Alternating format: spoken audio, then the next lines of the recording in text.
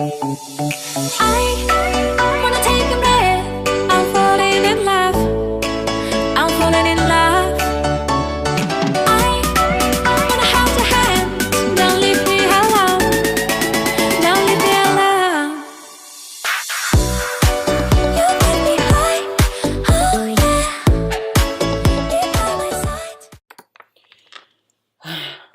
Really quick. I'm midway getting the house put together. We have people coming over for Super Bowl, and I'm struggling. I am struggling. So without going into too much detail, my husband and I have been working on the same issue for like 15 years, and it's just unresolved. And I leave it there, and then I approach it, and I leave it there, and then I approach it, and it just sticks around. And recently I've decided that it doesn't get to stick around, that we get to resolve it or be apart. Pretty much is where I am. And I have an amazing marriage in every other way, but it's kind of a deal breaker. So okay, there we go. And I approached it. And the more that we talk about it, the harder it gets, to the point where I'm looking at it and I'm going, do I want to keep doing this? And I'm it's unresolved. It's just, and the more I look at it, the more unresolved it becomes. And so I'm noticing I've got these people coming over, and is my house clean enough? And do we have enough food? And things aren't right between my husband and me. And so I feel off balance. I feel a little off balance. And I realize that I'm struggling. I'm really struggling emotionally with it all. And so I decided to do a video to describe what it feels like to be struggling emotionally, and what the difference is between when I was in my disorder and now being recovered. So before being in this space, this whole day would have broken down. I would have canceled with people, and we would be in a crying, upset, awful day. And now I have some tools, and I'm just like, and I know this. I know that I get to decide how I feel. Even in these moments, I can still decide how I feel, and I get to apply my tools, and I get to decide what I'm going to focus on. I can focus on things that feel balanced to me, that feel good, that feel healthy, that are pleasant. I can focus on those things, and I can create that experience for myself for today. And that doesn't mean that Grant and I won't continue to have conversations. We can have the conversation. It just doesn't have to be resolved right now. It's okay. I'm not extinguishing a situation. I'm pausing an emotion and a situation to deal with it as it comes. And the borderline moments in my life would have been needing it to be resolved right now, because I became so overwhelmed with the emotions of things that I didn't realize that it doesn't have to. It doesn't have to go any way. It doesn't have to be a certain thing. I can take this moment and I can go, okay, Grant and I still love each other.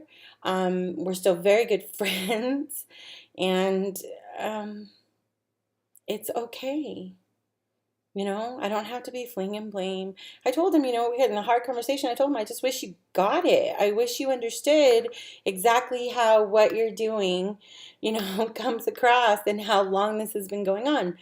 And he admits it. He owns up to it. And he goes, yeah, I kind of don't look at it like that. If there's not a problem, then there's not a problem. And for me, I'm like, just because I'm not bitching about it doesn't mean that there's not a problem. It just means I'm being good about the problem, but it's going to come back up, and he knows that. And people struggle with what they struggle with.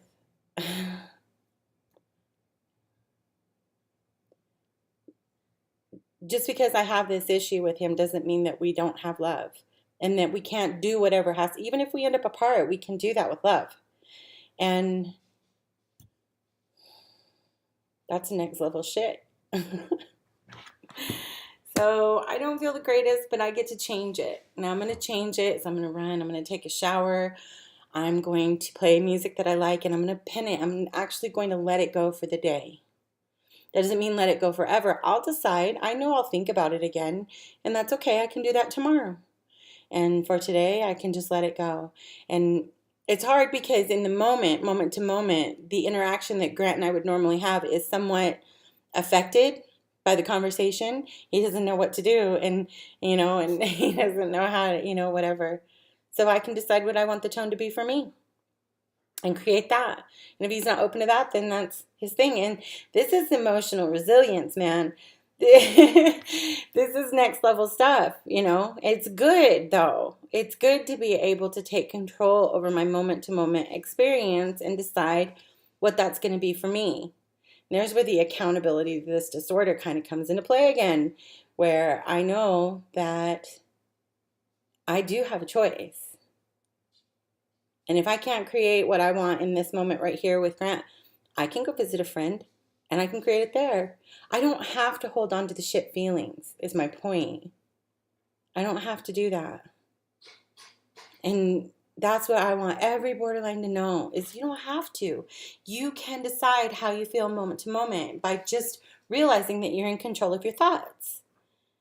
You're in control, and your thoughts create your feelings.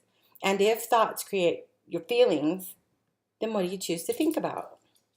It's pretty cool, actually. Try it once. And then I'd love to hear from you. Does it feel better? Did you like that? Did it work out? Come back and post up in the comments and let me know how that went for you. I want to hear about it. And if you have any questions, let me know. So if this video reached you or hit home with you in any way, click like, hit subscribe, and I'll just keep coming back and keep making more.